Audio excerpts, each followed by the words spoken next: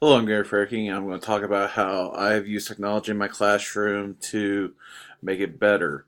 One of the things I've really found out this year was that Kahoot really works well for me and what I try to do with my kids. I use it as a reviewing game and also use it as a game to go over knowledge of what we covered in classes. When I first started out, the kids have heard about it, but as I made it, it kind of grew as the year went on, that more people got into it and got very competitive, and it helped me to review for tests for my students. Um, it has been quite fun to see them getting excited to play when before we do tests and stuff like that. Um, Only problem I have is they get a little wild once in a while when they get into doing the Kahoot, but otherwise it's been pretty good that way. Another form of technology that I have used a little bit is Plickers, which is another kind of way of Kahoot, but the kids have a card that has a certain lettering or pixelization. I don't have them here; they're in my classroom, but they can answer, and I take my iPad and scan it and see if they're correct or not, and it gives me information about how correct they are, how not correct they are. The students seem not to really like this one as much because to start off with, it is a little difficult for them to understand which one's A, B, or C, or D, but it has sparked some interest. My plan is for next year is to put a lot more of my class online, doing that either Google Classroom or another format. I'm looking into that right now. I like Google Classroom, but I just need to learn how to use it better. I like to be able to have my students, after I teach my lesson, to go on there, do questions from the lesson, making to cover what I just got covering. Also, I'd like to maybe start trying to use Kia.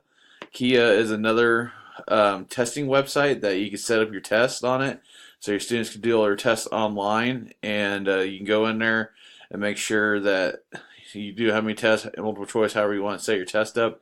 Kids can't go back and forth, and the kind of self grades, but then also you got to go back in there and make sure everything's spelled right and stuff like that. But I'm planning on going to a lot less paper next year. I came from a school that we barely used any paper to a school that's like, here, have more paper. But anyways, I'd like to do less paperless and kind of do it that way, so that makes my grading a little easier and makes the kids understand that going into the future wise, technology wise, is that a lot more of their classes is going to be at the deal being on a line format or any kind of other format besides that.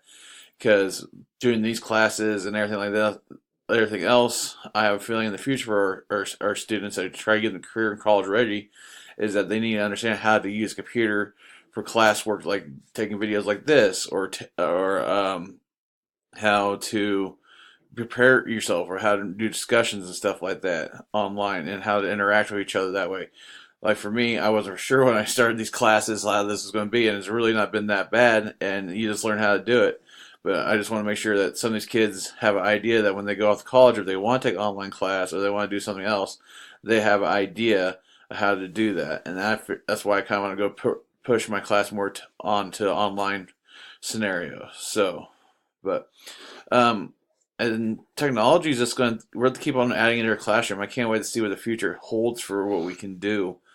I've been talking to some people about for social studies. There's virtual reality glasses that the kids can actually wear to show battle sites and stuff like that. And for me, doing history would be great because I can sit up there and show pictures and stuff like that. Like, well, this really looks like this, but for them to actually look like they could see it right in front of their faces, almost so they could touch it or smell it, well, obviously not smell, but at least touch and see it, and like, oh wow, to make more home reality with them.